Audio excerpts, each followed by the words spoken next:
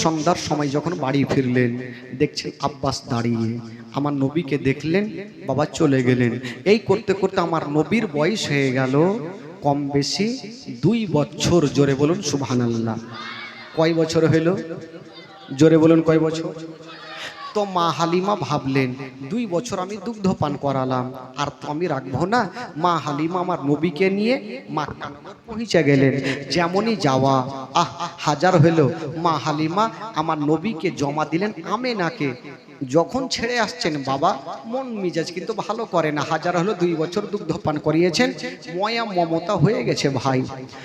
আমার নবী বলছেন, মা গো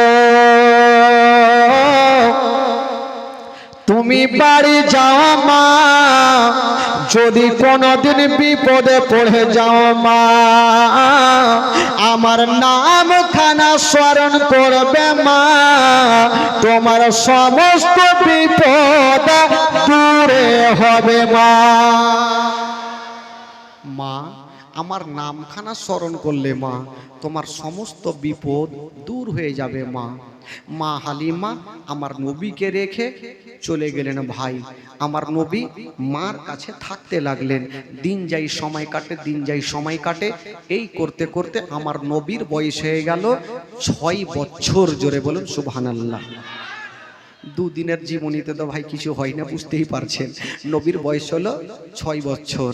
এবার 6 বছর যখন নবীর বয়স, বাবা গো একদিন মা আমেনা আমার নবীকে নিয়ে ঘরের মধ্যে বুকে করে নিয়ে শুয়ে আছেন। মা গো একটু চোখের পানি ফেলতে হবে মা, একটু দুঃখের বায়ান। ভাই যারা আছেন কেউ কথা বলবেন না, ঘটনা শেষ না হওয়া পর্যন্ত কেউ উঠবেন না। মা আমেনা আমার নবীকে নিয়ে চিন্তা করছেন, আল্লাহ আমি অনেক দিন থেকে বাবা মায়ের দেশ যাইনি, একটু ইচ্ছা জাগছে যে বাবা মায়ের দেশ থেকে ঘুরে আসতাম। প্রত্যেকটা মা বোনদের ইচ্ছা জাগে বাবা মায়ের দেশ যাওয়া। তো আমেনা বলছেন, আমি যদি যাই আমার তো স্বামী জগতে বেঁচে নাই, যে আমার স্বামীর কাছে আমি ছুটি নেব, পারমিশন নেব, শ্বশুর আব্বা ছাড়া তো কেউ নাই। মা আমেনা শ্বশুর আব্বা আব্দুল মুত্তালিবের সামনে গিয়ে হাজির হয়ে গেলেন। বলছেন, আব্বা গো, আব্বা গো একটা কথা বলবো আব্বা। বলল, কি কথা? বলছেন, আব্বা গো অনেক দিন থেকে বাবা মায়ের দেশে যাইনি আব্বা, তাই ইচ্ছা জাগছে কয়েক দিনের জন্য পারমিশন দেন, আমি বাবা মায়ের দেশ থেকে ঘুরে আসতাম। যেমন এই কথা বলা জানাবে আব্দুল মুত্তালিব মুখে উত্তর করলেন না, শুধু চোখে দিয়ে পানি ঝরে গেল। মুখে উত্তর করলেন না, কানতে লেগেছেন। মা আমেনা শ্বশুর আব্বার চোখের পানি মুছে দিয়ে বলছেন, আব্বা গো আমি ছুটি চাইলাম আব্বা, কিন্তু আপনি কেন কাঁদছেন? আব্দুল মুত্তালিব কোনো কথা বলে না। মা আমেনা বলছেন, আব্বা আমি যাব না, কিন্তু আপনার চোখের পানি দেখতে পারবো না। হায় রে মা আমেনা, শ্বশুর আব্বার চোখের পানি মুছে দিয়া আমার নবীকে নিয়া বাবা ঘরের মধ্যে চলে গেলেন। বন্ধুরা যেমনই যেতে নাই, হায় রে মা আমেনা ঘরের মধ্যে গিয়া বাবা ডুবরে ডুবরে কাঁদতে লেগেছে। মা আমেনা ঘরে কাঁদছে। জানাবে আব্দুল মুত্তালিব বেশ কিছুক্ষণ পর ডাক দিচ্ছেন, বেটি আমেনা একটু বাইরে বেরিয়ে আসো রে মা। আমেনা চলে আসিল। বলুন আব্বা কেন ডাকছেন, কি এমন জিনিসের প্রয়োজন পড়েছে? মা আমেনা বলছেন, কেন ডাকছেন আব্বা? আব্দুল মোত্তালিব বলছেন, আমেনা তুমি আমার কাছে ছুটি চাইছিলে রে মা, আমি তোমাকে উত্তর দিনি রে মা, খেদে গিয়েছিলাম। ওরে বেটি আমেনা, আজকে যেমন তুমি ছুটি চাইছো মা, ওই রকম আমার বেটা আব্দুল্লাহ ছুটি চেয়েছিল রে মা, আমি আব্দুল্লাহকে ছুটি দিয়েছিলাম মা, আমার আব্দুল্লাহ জীবিত ফিরেনি রে মা। ওরে বেটি আমেনা, আমার আব্দুল্লাহ চলে যাওয়ার পরে তোমাকে দেখে সব দুঃখ কষ্ট ভুলে গেছি বেটি আমেনা, তোমাকে বেটির মতো ভালোবাসি রে মা। ওরে মা আমেনা, আমি আমার বেটাকে ছুটি দিচ্ছিলাম না, গিয়ে ফিরে আসে না। যেই দিন থেকে আমার বেটা চলে গেছে, তোমার চেহারা দেখলে আমার মন খানা শান্তি হয়। শ্বশুর আব্বা কথা বলছে, হারামে না বারান্দায় দাঁড়িয়ে দাঁড়িয়ে শুধু ডুগরে ডুগরে চোখের পানি ফেলছেন। কেন? স্বামীর কথা মনে পড়ে গেছে। হায়রে মায়া মেনা, ঝরঝর করে কাঁদতে লেগেছে। আব্দুল মোত্তালিব বলছেন, ওরে বেটি আমেনা, আজকে তুমি ছুটি চাইছো রে মা, তাই আমার দিল গাওয়াহি দিচ্ছে, যদিও তুমি আব্দুল্লাহর মতো ফিরে না আসো, আমার সারাটা জীবন অন্ধকার হয়ে যাবে।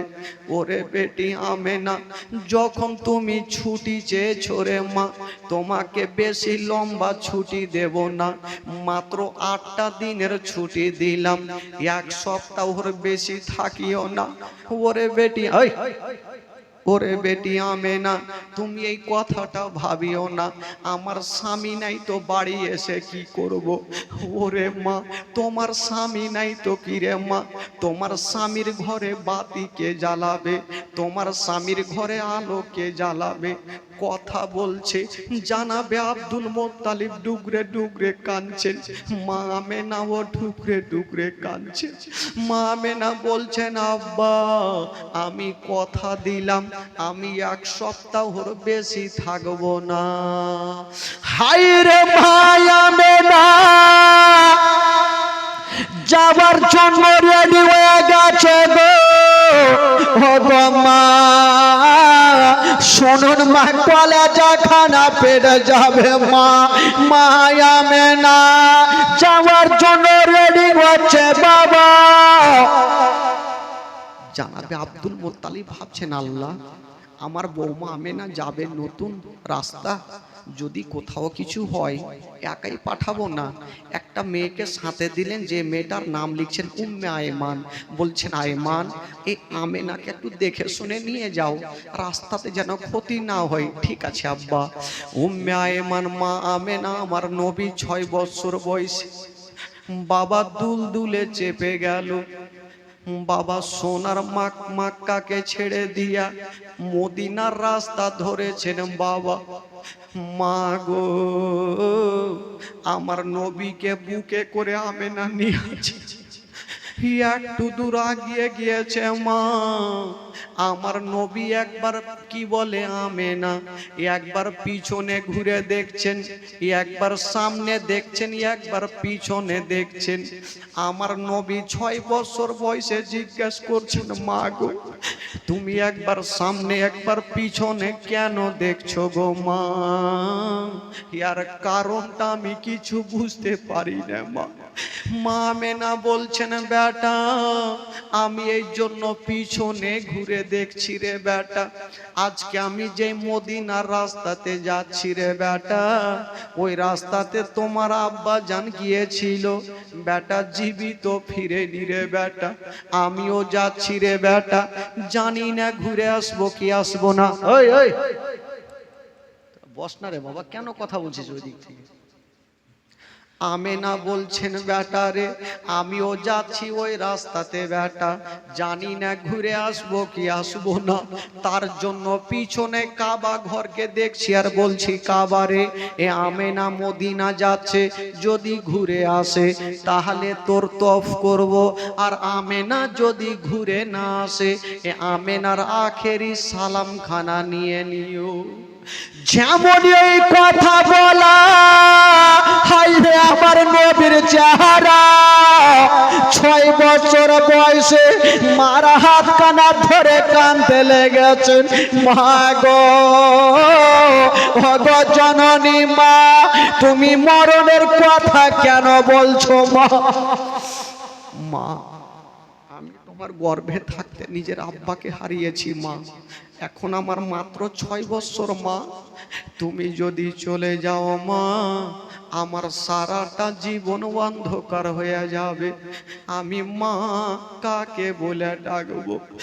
বাবা গো, পৃথিবীতে সব খুঁজে পাবেন গো, কিন্তু মার মতো একটা মা খুঁজে পাবেন না। আমার নবী 6 বছর বয়সে